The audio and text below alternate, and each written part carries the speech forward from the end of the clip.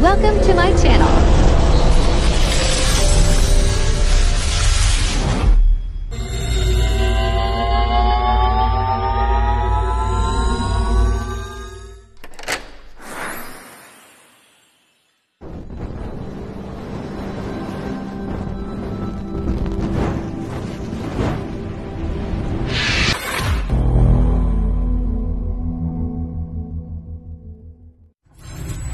Enjoy watching.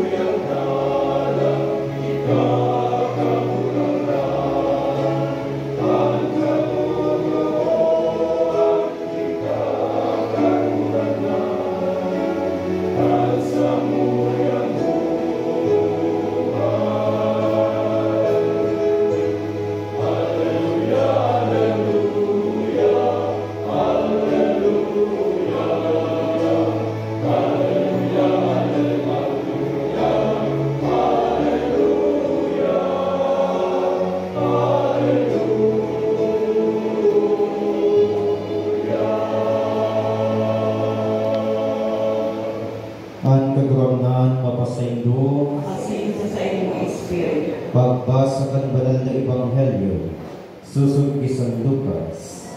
Ayan sa iyong pagkakas. Nagsabi ang mga Pariseo kay Jesus, ang mga disipulos ni Juan dahil nag-aayuno asin nagpapamili. Siya man ang mga disipulos ng mga Pariseo. Alagad, ang sa iyong mga disipulos, yaon sa mga karakanan, asin karihuman. Si Jesus nagsimbag sa inda, makakapag-ayuno daw ang mga katuod kan nobyo, matangday patapos ang kasal. Maabutan na daw na nobyo mahali. Saan daw na iyan, sinda mag-aayuno. Asin isinugpon ining minasulog. Daining minatagubhan nin bagong tela sa daan na gubi. Hulita tatabas lamang ang bagong tela. Alagad, ang bagong tinabas, bagong amay sa daan. Daining minabutak nin bagong aral sa daan na ani. Kundi at dibuhon, ang bagong arak mabusi sa ani. Ang arak masasayang, asin ang ani siringman. Bagong arak sa bagong ani. Mayo nin magustong uminom nin bagong arak pagkatapos na makainom nin daan. Huli masabi siya, mas manakgong ang daan arak. Ang Marina Bareta kan sa tuyang kaguraman. Pag-umaw sa iyong Kristo, matukaw. Diyos marinaaga sa ito mga tugan. May naagaman ko. Hantay makat sa pangbanal na Ebanghelyo, iyo ang manunungod sa tamang pag-ayuno, asin pagdulot in pagpamigbi. Ang tamang gawin in pag-ayuno, asin ang tamang gawin in pagpapamigbi. Namilig niya to, nayaon ang mga Pariseo, asin sa indang pinagkumpara ang gawin in buhay, kan sa indang mga pinagsusunod. Hinuli kang disipulo ni Jesus, kan siya kaibahan ninda, dahil sinda naguhutog sa katakduan, manunungod sa pag-aayuno, asin pagpapamigbi. Diba ba kanya si Jesus, naging exempted sinda, manunungod sa fasting, tapos manunungod sa prayer. Kaya si Jesus nagsimbag sa paagi ng parabola, asin tulong bagay ang pwede niya itong manutan sa iyang sinabi, asin sa istorya na iyaon sa Ebanghelyo mo niyan. Kaya't mga tugang, ipinahiling sa tuya na pag-iyaon kita sa presensya kan Diyos, iyaon dapat ang kagaya-gayahan pagbago ang pagsakit. When we are in the presence of God, joy must be present, not the abstinence. Kaya hinapot sindakan mga Pariseyo, kaano tayo nag-aayuno ang sa inyong mga disipulo? Asin si Jesus nagsimba sa pagtaonin sitwasyon aron baga sa kinasalan.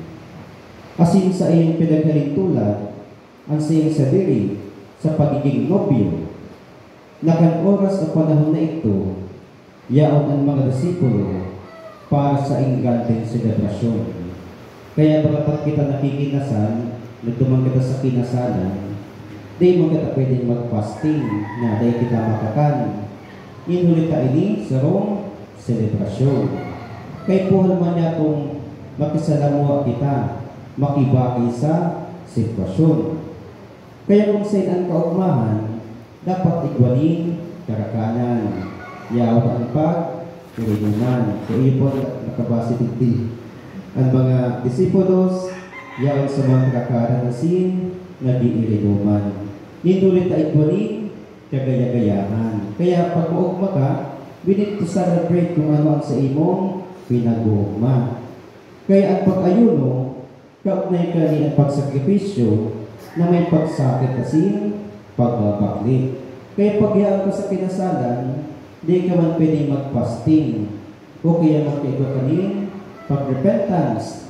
Inulit na daiini na babagay sa sitwasyon. Kaya pag-Christmas, yaon dyan Noche Buena, karakanan, inulit na Pasko. Alagad pag Semana Santa, ini ang aldawin pag-aayuno. Kaya po, bagay-bagay sana napapanahon. Kaya dahil maninigo, pagyaon kita sa kinasalan, tapos maayuno kita. Kaya yan ang pinapwede sa Tuno ni Jesus. Pinagtutokdoan kita na pagyaon kita sa iyang presensya, minatao sa ini ng kagaya-gayahan, kapanuan, asin, panibakong buhay. When we are in the presence of God, there must be joy, fulfillment, asin, new life. Asin pag nagpalayo naman kita sa mahal na Diyos, di na kita pwedeng mag-ibog at pag-ayuno. Tagani, makabalik kita sa saklakan sa iyang pagkaon. Kaya, di ba man ang iyang liturgical cycle ta, sinabi ko pa sa bago, pag-let, yawon pag-ayuno, pag-Christmas, yawon ang selebrasyon. Pantuwa, iyo ang manunod sa incompatibility of new and old. Ang dai pagkakatugma, kan luma, asin bago. Ang parabola kan bagong lalagan, asin ang bagong tinabas na tela. Minanadaw inikan mensahe ni Jesus, manunod sa tuloy na pagbabago. Asin ang lumang laagan, asin lumang tela, minanadawan kan lumang tipan, asin lumang tradisyon, kan mga Pariseyo. Kaya ang bagong kataktuan ni Jesus, asin ang pag-abot kan kaharian ng Diyos, dahil siya nakakulong sa lumang sistema o lumang gawin ng pag-iisip. Kaya pag pinagsalak niya ito ang lumang asin bagong kaisipan, pwedeng maging kausa din ng pagkakaraon, pagkaribo, asin day pagkakatugma ng ibang doktrina. Kaya iniminaagad sa satuya na aramon niya ito kung ano ang tinaw sa satuya ni Jesus. Na dahil lamang kita magsunod sa mga lumang gawin-gawin asin lumang mga gibo-gibo. Kundi, maglaog kita sa dalan na bago, inulit na minataon ini sa satuya, nin tunay na pagbabago. Kaya kung tunay ka nagsisunod kay Jesus, buot dapat mong butasan ang luma asin baraot ng tradisyon, kultura asin pag-ugali, asin kubusan mo ang panibagong katukduan na ipinahiling sa tuya kan sa tuyang kagawangan. Kaya baga minsan, nagiging traditionalist kita o kaya nagiging culturist na kung sa'yo nabuo niya itong butasan ang mga lumang gawin-gawin niya ito, inulit na digdi na kita nakakanood. Dapat sa tuyang mga isipo na ang simbahan nagbabago, equal improvement, minapalubo. Totoo, dawa ni nagbabago, yaon pa ng ganda lisensyakan, pagiging simbahan.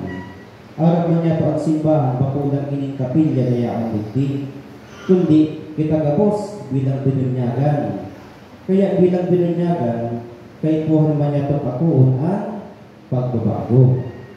Kaya ini ang ikatulong punto na dapat niya itong manugdan. Ang pangapudan na akuon ang pagbabago. The calling to accept the new life. Kaya sorry partikan sa itong ebanghelyo, arang man kan mga tao na masakit na magbago, na sa inang pinaghintunan ang silang sarili sa lumang araw, indulit na ini ang pinaugalian, na daisin na iyo ang kinatuudan nila. Kaya man, kitang mga tao, kung sa kita nakakatuon, di na kita gusto na magmantinir, asin habo na mag-ako, ning panibagong buhay. Ang lagad ng mahal na Diyos, igo pang pangapunan para kita magkarudo. Totoo, masakit po sa lumang pinaugalian, mga practices, asin mga pag-iisip, lalo na kung yaon kita sa comfort, asin pagiging sigurado sa buhay. Ang lagad sa Jesus, pinag-iimbitaran kita sa panibagong buhay, asin marahay.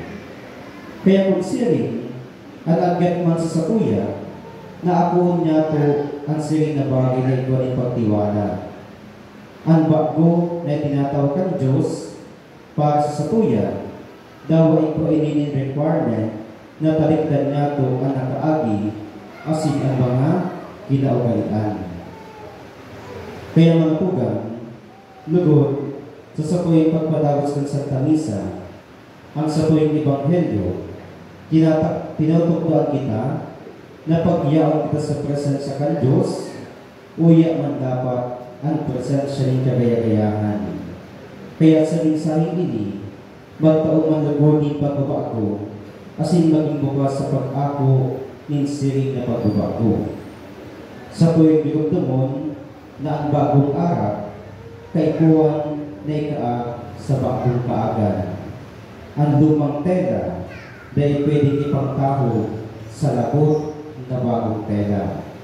Kaya kung siring kita man, itugot man lugod niya to, na sa itong puso at sa isip, tuguson ang panibagong buhay at sing grasya ng mahal na Diyos, na patagos niya ipinagtataw sa sakuya. Kaya magtugang, ang pangabutan kang Diyos, ako unyata ang pagbabago, asing talikdan ang mga kinaugalian na sara. Amen.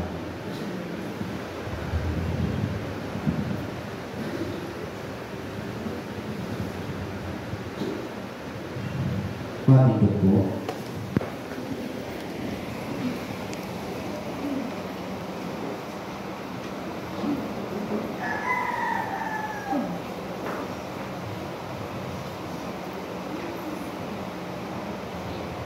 Mamibig ka sa Diyos na sa tuwing Ama, natungkusan niya to ang mga pinapahalagaan ng Ebanghelyo para sa pagbago ng simbahan sa kinapa. Sa lamang kahagadan sa tuwing kasimbahan, kagrangan ng lugar sa mong parang. Tanganin ang simbahan, ang banwaan ng Diyos, asin ang mga namamayong kaini, magsunod sa mga pasabong ng Espiritu Santo, na magtaram sa katauhan niyan, sa danay na baong tataramang ng Ebanghelyo, mamibig kita sa kagrangan. Tanganin buksan niya to ang satuyang puso, sa nakakaligtas na kapangyarihan ng Diyos ni Kristo, na urog na mahalaga, di sa pagsunod kan mga suano'y nagibo ng relihiyon, matibig kita sa kaguranan. Tanganin masabutan niya to na ang milagro ng pagbabago, danay na nangyayari sa mga nagmamaot, asin naghahanap ng tabang ni Kristo, mamibig kita sa kagwanan. Tanganin kita maging mga kasangkapan kan pagmahulog ni Kristo sa mga naghihelang.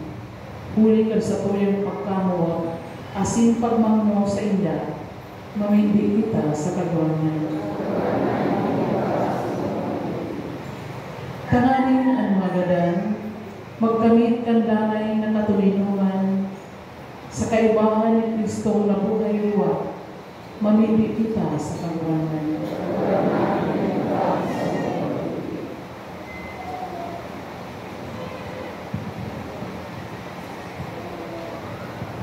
Kadagdagan po mga intentions. Misa, pasasalamat dulong ni Mrs. Marvick Solano sa kapanero ang mga pinasulan na kalat. Si Ramil, dulot kan